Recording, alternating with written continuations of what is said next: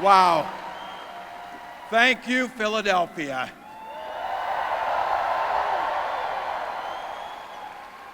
Thank you, Madam Vice President, for the trust you put in me, but maybe more so, thank you for bringing back the joy.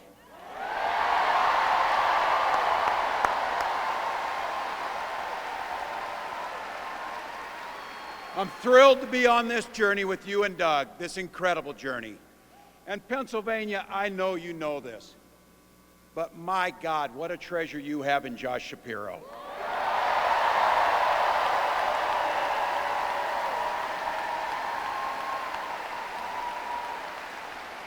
Holy hell, can this guy bring the fire? He can bring the fire. This is a visionary leader. Also, I have to tell you, everybody in America knows when you need a bridge fixed, call that guy.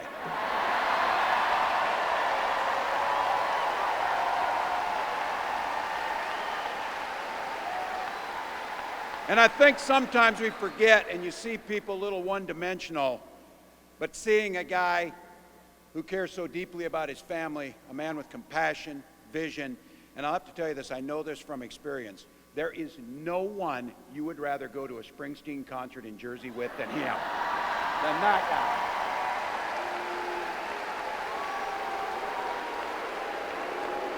guy. Roots!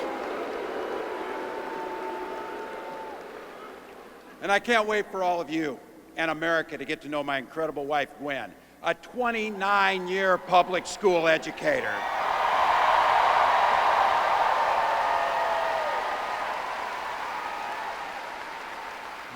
Don't ever underestimate teachers.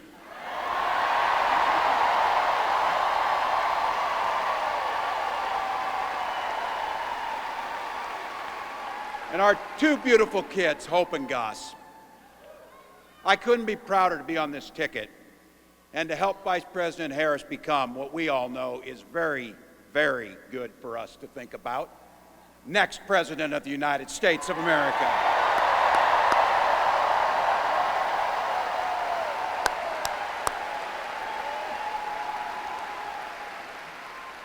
From her first day as a prosecutor, as a district attorney, Attorney General of the great state of California, a United States Senator, and Vice President of the United States.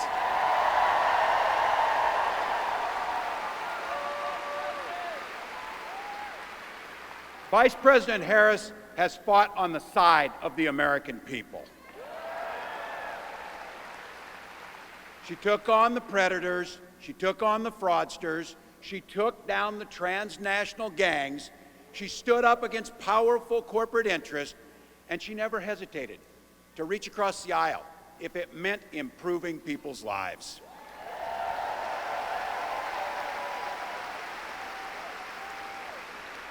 And I want all of you to hold this and don't ever underestimate the power of this. She does it all with a sense of joy.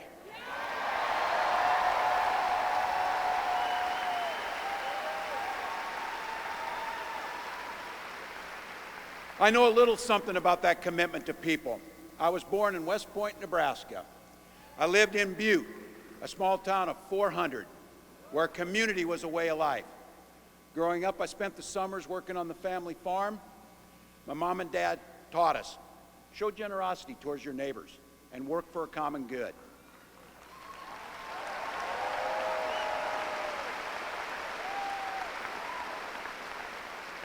My dad served in the Army during the Korean War. And with his encouragement, at 17, I joined the Army National Guard.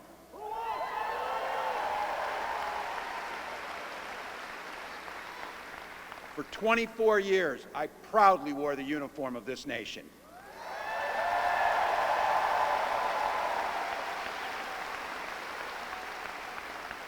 The National Guard gave me purpose.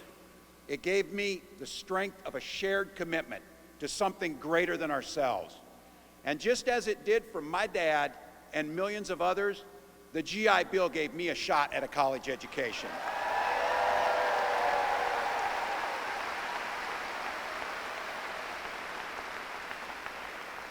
My dad was a teacher. My brothers and sisters and I followed in their footsteps. 3 out of 4 of us married teachers. What we do. For nearly 20 years, I had the privilege of teaching high school social studies and coaching football.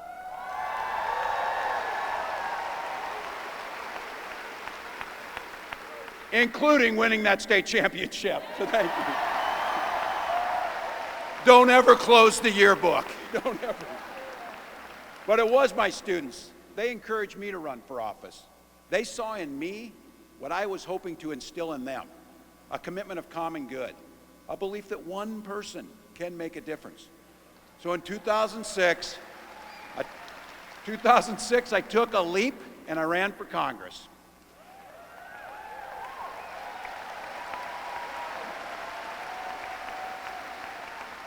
And because high school teachers are super optimistic, I was running in a district that had 1 Democrat since 1892. Well, my neighbors graced me with an opportunity to represent them in the United States House of Representatives.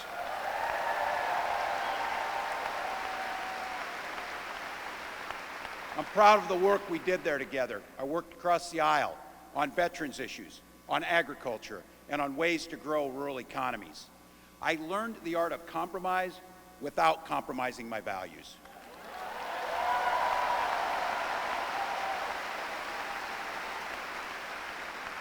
And now, as governor of the great state of Minnesota, I bring those experiences to bear in tackling the challenges that are facing our great state.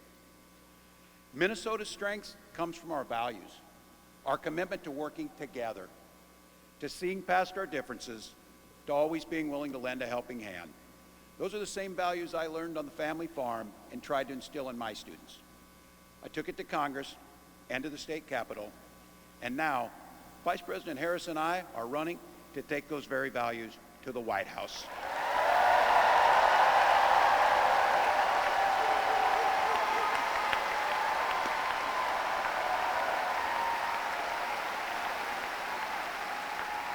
Now, Donald Trump sees the world a little differently than us. First of all, he doesn't know the first thing about service.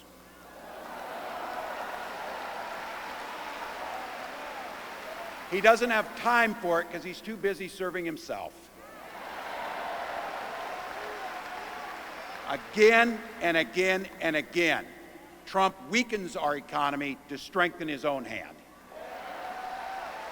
He mocks our laws, he sows chaos and division, and that's to say nothing of his record as president. He froze in the face of the COVID crisis. He drove our economy into the ground, and make no mistake, violent crime was up under Donald Trump.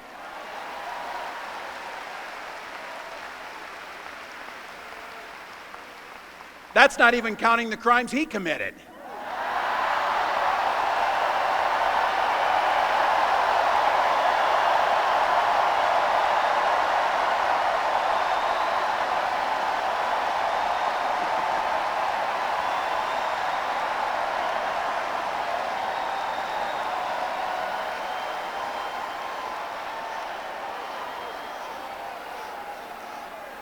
You know, some of us are,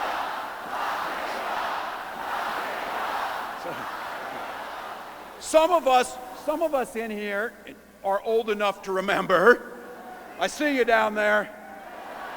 I see those old white guys. Some of us are old enough to remember when it was Republicans who were talking about freedom.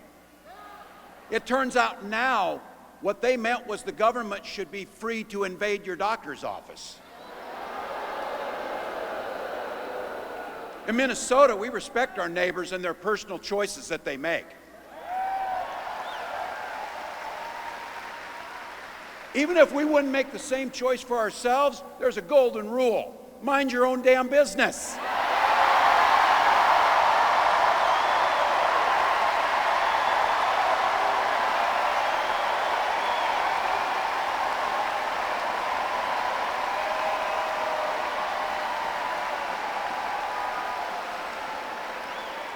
These guys are after my heart chanting, mind your own damn business. That feels good, so thank you.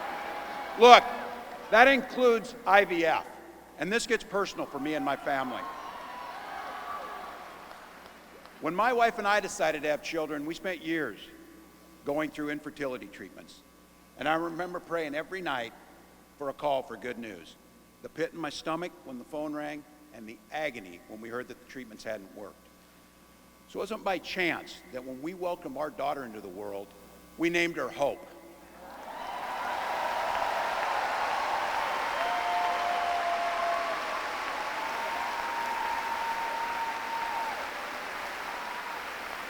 When Vice President and I talk about freedom, we mean the freedom to make your own healthcare decisions. And for our children to be free to go to school without worrying they'll be shot dead in their classrooms.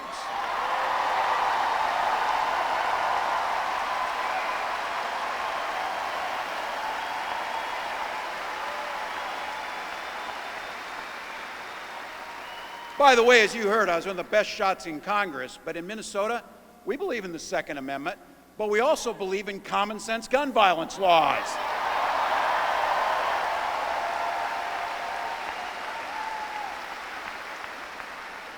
Vice President Harris' idea of freedom is a ticket for education to be that ticket to the middle class, not crippling debt. Air that's clean, water that's pure, communities that are safe.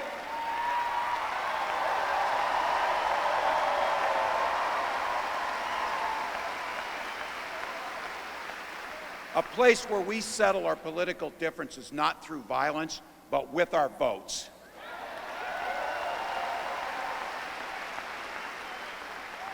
And that's what this election's about. What direction will this country go in?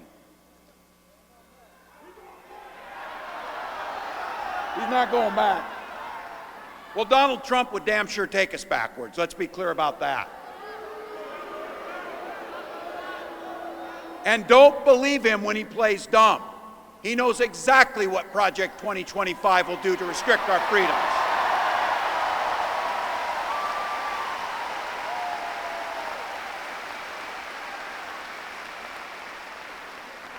To rig the economy to help the super rich. If Trump gets a chance to return, he's going to pick up exactly where he left off 4 years ago.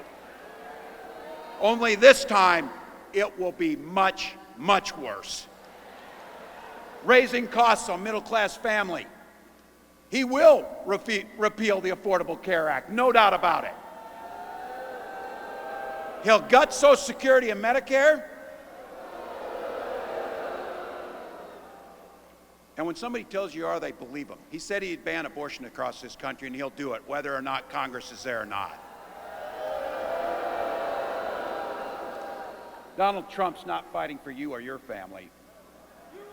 He never sat at that kitchen table like the one I grew up at, wondering how we were going to pay the bills. He sat at his country club up in Mar-a-Lago, wondering how he can cut taxes for his rich friends. And I got to tell you, his running mate shares his dangerous and backward agenda for this country.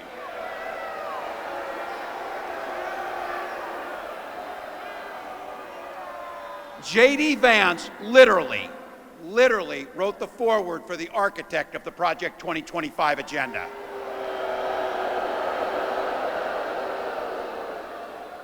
Like all regular people I grew up with in the heartland, J.D. studied at Yale, had his career funded by Silicon Valley billionaires, and then wrote a bestseller trashing that community. Come on! That's not what middle America is. And I got to tell you, I can't wait to debate the guy.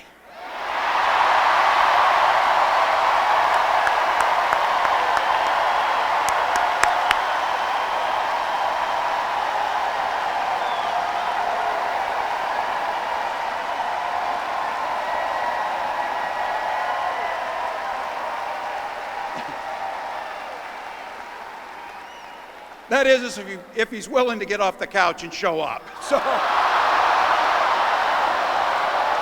see what I did there?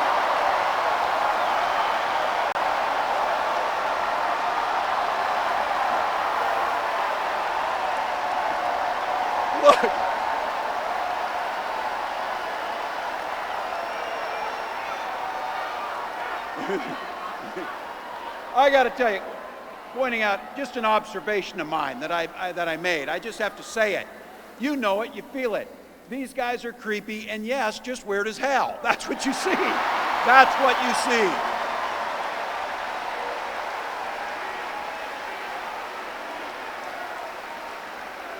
So you know what's out there, so say it with me. We aren't going back. We aren't going back. We are not going back.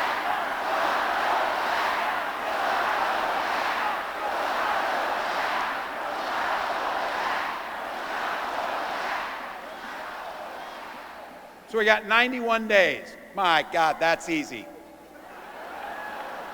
We'll sleep when we're dead.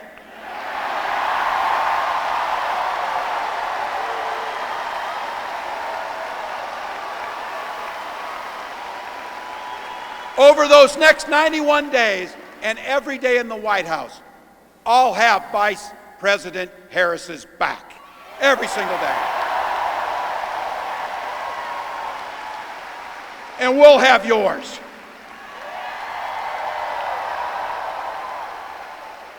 You know how this works. We can't do it alone. We need you, each and every one of you.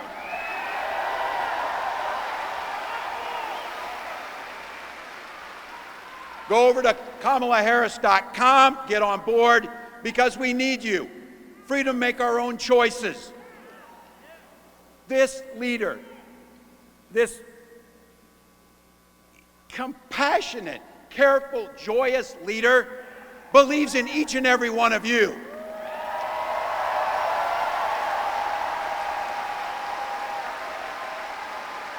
My God, you came here tonight to sit at the very top because you love this country and you're not going back.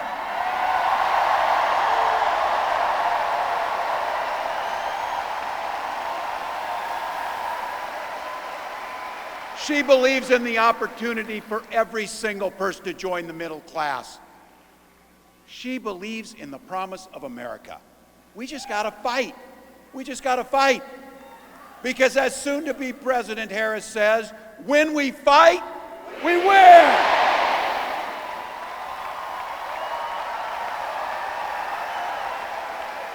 Thank you, Philadelphia. Thank you, Vice President. God bless America.